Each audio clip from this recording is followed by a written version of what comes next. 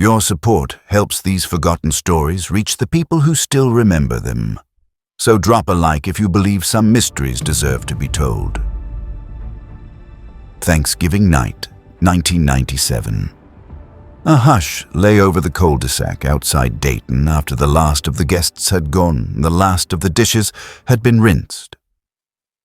At the Cooper house, warm air from the oven lingered in the hall, and the camcorder on the counter blinked its red eye like it was still part of the conversation. David Cooper, 42, with his teacher's patience and weekend stubble, had carved the turkey with the carefulness of a geometry proof. Marla, who ran the library's children's hour, had kept refilling everyone's water glasses until the pitcher sweated onto the table runner. Ethan, 10, and Lucy, 7, wore flannel pajamas with tiny reindeer, feet swinging under their chairs as they argued about whether to watch Home Alone or the taped parade replay. The neighbors remember laughter traveling across the cold air, a sound that drifted through bare maple limbs long after 9 o'clock. Then that sound evaporated, as if somewhere a door closed. Morning found the Windstar streaked with frost. A seized-up newspaper lay in the grass by the porch step. The front door was unlocked, the television whispering static like distant surf. On the kitchen table, plates had been half cleared. On the stove, a pot lid bounced faintly whenever the furnace kicked on. The camcorder's light continued its silent count. Officers, called after 2 days of unanswered phones and missed shifts, entered the house deliberately, like men stepping onto a stage they hadn't rehearsed. The family's shoes waited beneath the coat rack. The answering machine blinked with messages that started cheerful and ended raw. There was no smashed glass, no overturned chair, no sign of a fight. Just an unfinished holiday, suspended mid-breath.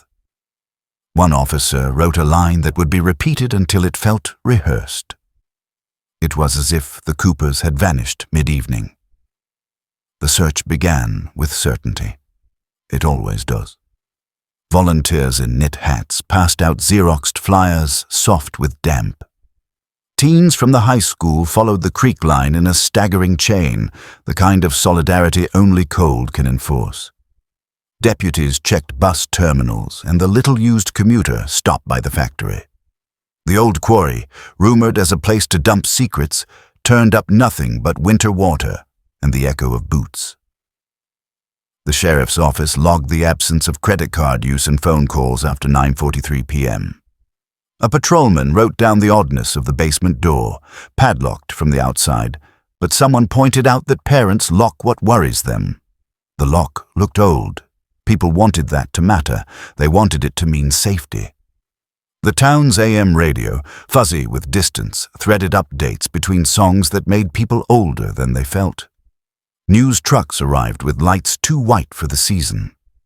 A reporter spoke from the curb, backlit, windows behind her, while a cameraman rubbed his hands near his mouth for heat. The family photos the station displayed were unremarkable in their sweetness. David's checkered shirt, Marla's floral sweater, the children mid-giggle, eyes closed, a blur that implied movement. A candlelight vigil was organized outside the library because it felt like the right thing to do.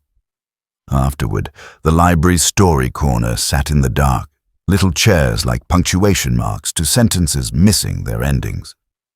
Hope persisted into December because it had momentum. It survived the first snowfall and the second.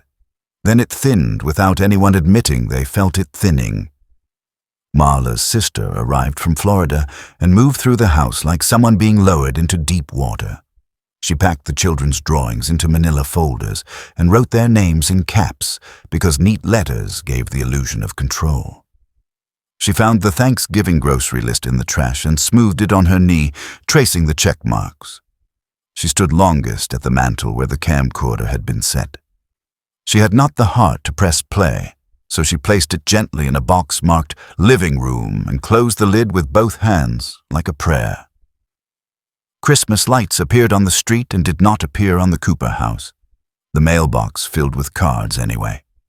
Thinking of you, as if grief could forward mail. The bank took possession by late spring. A family moved in and painted the living room a calm, forgettable cream. They lasted 2 years and sold to a couple who liked the school district, each left with kindness in their voices and a relief they were ashamed to name. Years began to stretch between the last confirmed moment and whatever came next. Theories multiplied online. A planned departure, a side road that turned wrong, a gas leak, a man from Marla's past. In 2009, a caller reported seeing a man who looked like David at an Indiana rest stop, buying coffee and mints. Detectives requested the footage. The tape staggered, the timestamp flickered. The chin could be anyone's chin. The case thickened by a photocopy's width and settled back onto the shelf. A city inspector visiting the property the same year walked the basement and marked the walls with a chin nod of approval. Concrete has a way of convincing you it is honest. A previous owner mentioned the padlock had been removed years earlier. Nobody could say when or by whom. The basement floor, repoured in the late 90s after a furnace repair, was smooth and unremarkable in the light of a single bulb. By 2013, after administrative reviews and budget reshuffling, the case file was stamped inactive. The town, for its part, changed slowly, like a person aging in a mirror they avoid. Station wagons yielded to SUVs, satellite dishes studded roofs, porches traded rocking chairs for quiet, weatherproof benches. At 214 Maple Lane, curtains changed colors, a porch light fixture modernized, and yet some inner temperature of the house seemed to remain low. Tenants in 2022 reported drafts in summer and a coin metal smell after it rained. It was not enough to complain about publicly. It lived just below words. When they left, they did not say the house frightened them. They said simply, "We'll try a place with more light." The new owner planned renovations that would deliver the feeling the listing promised. Bright, modern, refreshed. The basement, especially, would be turned from an afterthought into a room you could invite friends to see. On a morning in April 2023, a foreman with a coffee he'd already forgotten began the walkthrough with his crew. He rapped knuckles along the far wall and paused. Solid, solid. Then something that sounded like a held breath. Paint over plaster will reveal its secrets to a patient eye. The foreman marked an X in Carpenter's pencil and had a man with a respirator take a square test. The first hammer blow felt louder than it was. Dust rose like something relieved. The room they opened measured 8 by 10, papered long ago with daisies that had become the color of nicotine. An overturned card table crouched in the middle as if a game had been interrupted and the table asked for forgiveness. 2 folding chairs tilted into each other. The light found the edges of a cracked Timex watch, a plastic cup with dinosaurs, the corner of a VHS tape where the label still clung. Thanksgiving, 97. In a shadowed corner, cloth crumpled around a child's shoe, red and blue dulled to brick and smoke. Work stopped. The foreman commanded stop with a palm that brooked no argument. The police arrived like men who had never quite left. This time, there were no interviews on the lawn, no statements crafted to avoid panic. There was only the quiet grammar of a crime scene made from an absence. Technicians photographed, brushed, catalogued, then worked the wall like archaeologists who understood that the difference between story and rumor is the order in which you lift things. Neighbors watched from windows over lowered blinds. One took her granddaughter to the park to avoid the sight. Another brewed coffee for men who would never drink it, because doing something has always been the best antidote to standing still. The findings arrived not as drama, but as a series of small, patient truths. 4 sets of remains, arranged in a way that suggested a family had sat together. Dental records and bone measurements answered the question that people had rehearsed, asking for 26 years, yet never believed they would hear answered. The Coopers had not left by car, by bus, or at all. They had been within the house the entire time. Forensics sketched the mechanism with a mixture of compassion and discipline. The old furnace, grandfathered through a code change, carried a crack along its heat exchanger, a wound the size of a fingernail, large enough to let a poisonous gas pretend to be air. Carbon monoxide does not smell. It does not knock. It makes promises about rest and keeps them. Investigators reconstructed the Thanksgiving night without inventing what they could not know. Perhaps a noise drew someone downstairs, a hiss or an irregular hum, the kind of domestic sound you learn without meaning to. David had been fixing the basement little by little, a teacher's Saturday habit. Pegboard for tools, extra shelves for holiday boxes, a padlock to make sure nobody followed. He put the lock on when he worked because he knew what stairs do to children when adults loosen attention. On the tape titled Thanksgiving 97, once cleaned and played on an old VCR with a technician's tenderness, the voice that joked about leftovers for a week belonged to a man who would, in another life, have learned the furnace repair on a Sunday afternoon and told his neighbor about it over the hedge. He filmed, panned slowly, too slowly, over laughter that in hindsight resembled the good fortune people never know how to recognize in the moment. Somewhere between 9 and midnight, carbon monoxide thickened the air. It made the living feel heavy, then made them forget they were heavy. In the enclosed basement, where vents were poor and drafts were the boring kind that don't make you talk, it worked quicker. If the door was locked, it kept safety in and help out. Later, sometime after midnight, there was a minor furnace flare.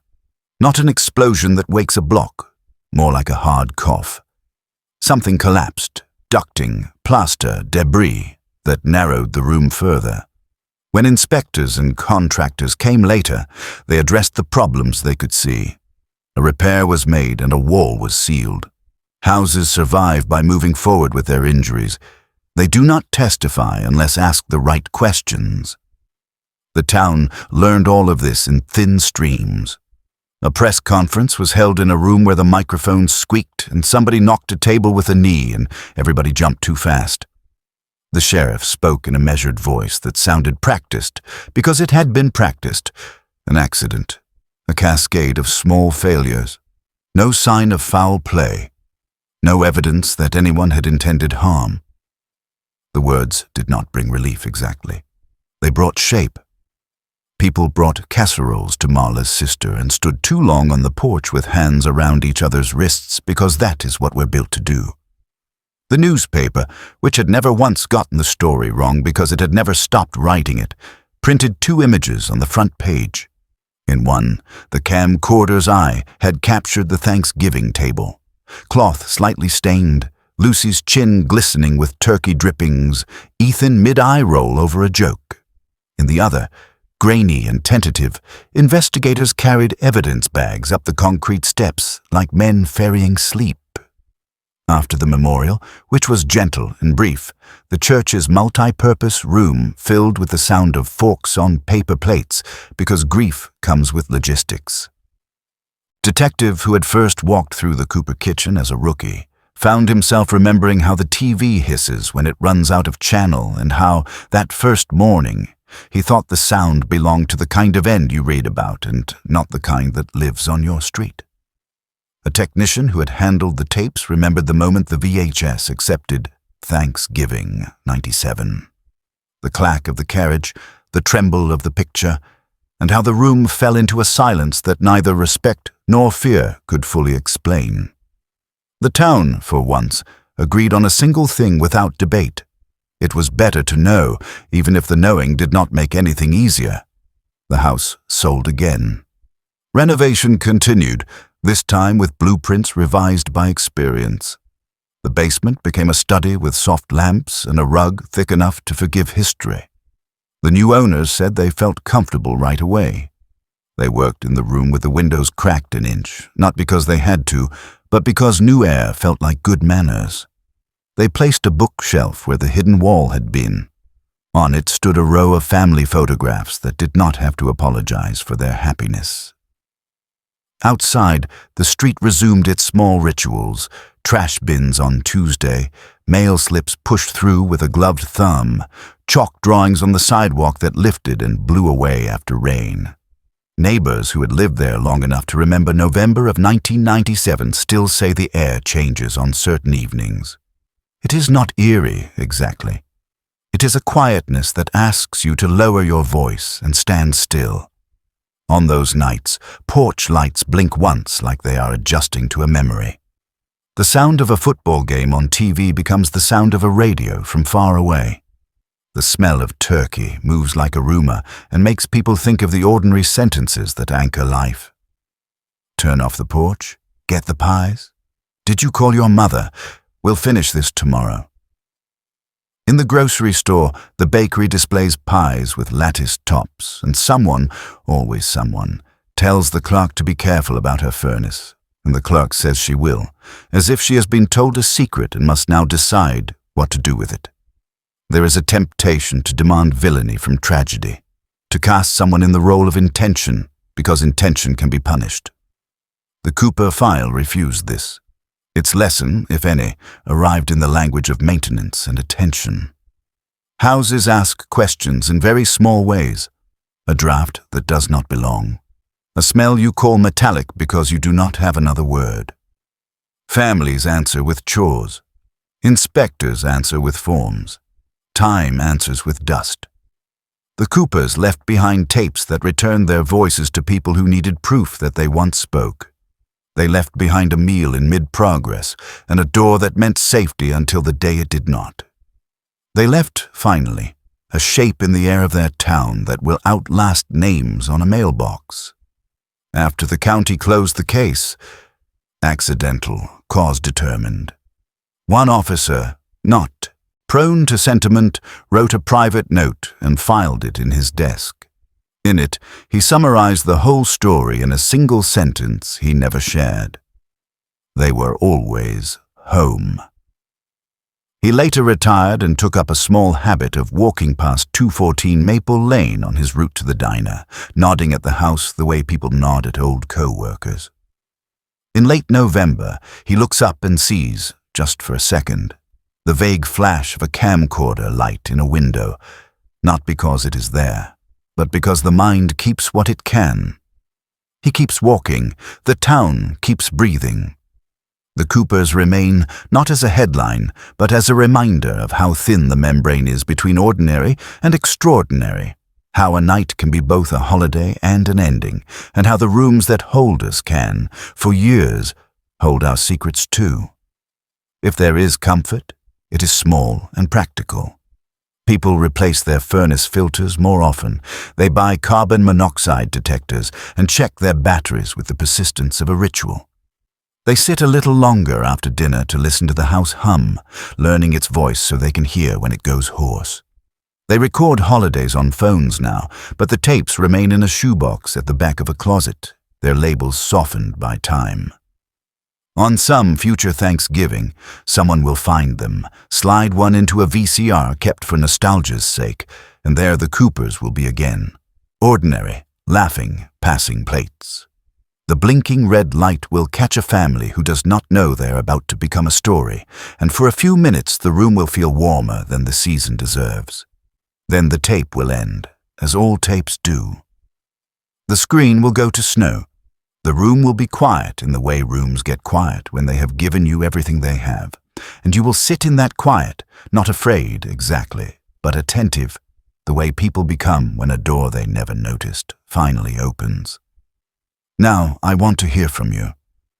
What do you think really happened that night? Leave your theory in the comments, because one of your answers might just inspire the next story.